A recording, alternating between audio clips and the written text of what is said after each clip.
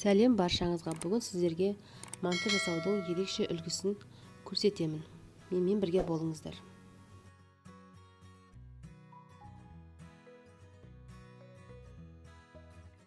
Бізге керектілер: сиыр еті, құйрық май, пияз, асқабақ. Үстіне керегінше тұз және бұрыш саламын.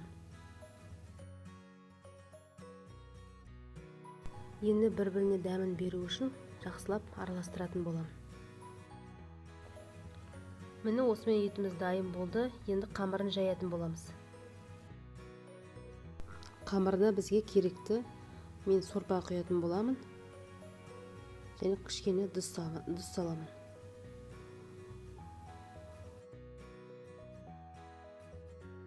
Енді сорпамызға ұнымызды жайлап сала отыра қамырымызды жасайтын боламыз.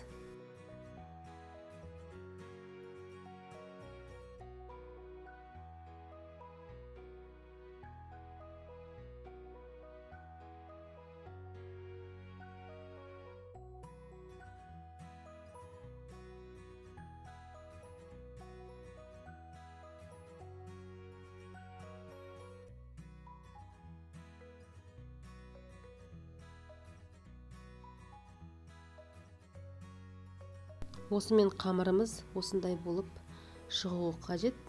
Қолға жабыспайтындай қамыр болу керек.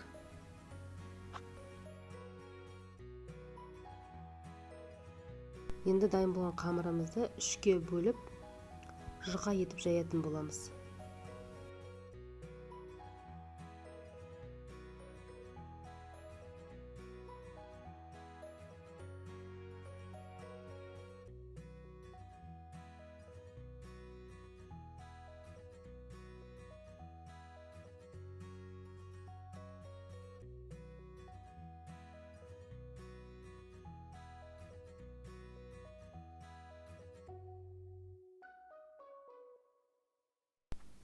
Енді жайылған қамырымызды төрт бұрышлап кесіп дайындап аламыз. Сосын етімізді салып, мантымызды жасаймыз.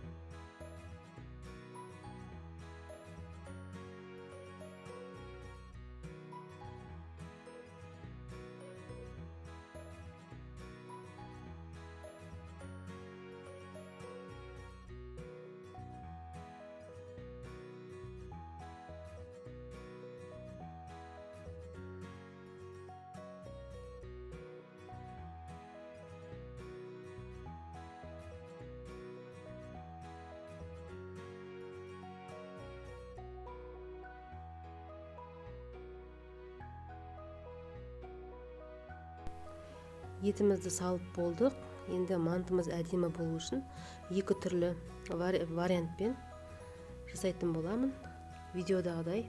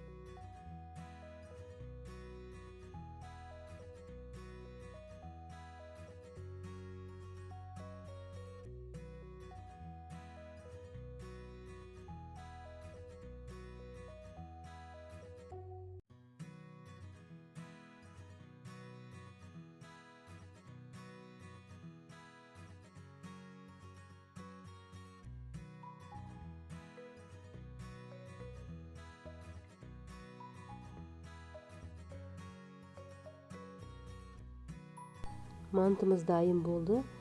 Енді оны таваға орналастыру үшін Табамызды майлап, сосын орналастыратын боламыз.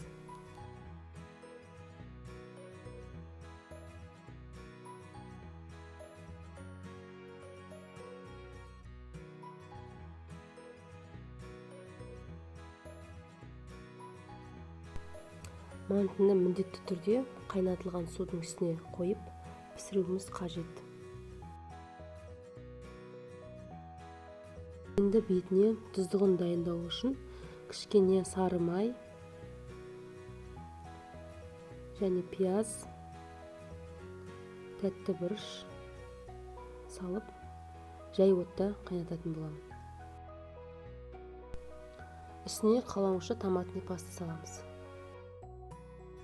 Аз ғана тұз себеміз.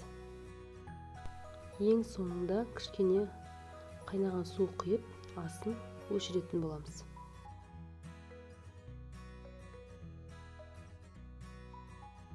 Мантымыз 45-50 минутта пісіп шықты.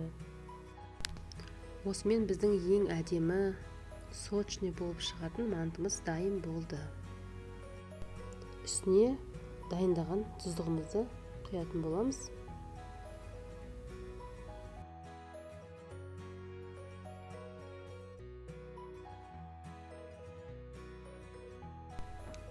Рецепт ұнаса, лайк басып, каналға тіркеліп кетіңіздер. Баршаңызға ас болсын.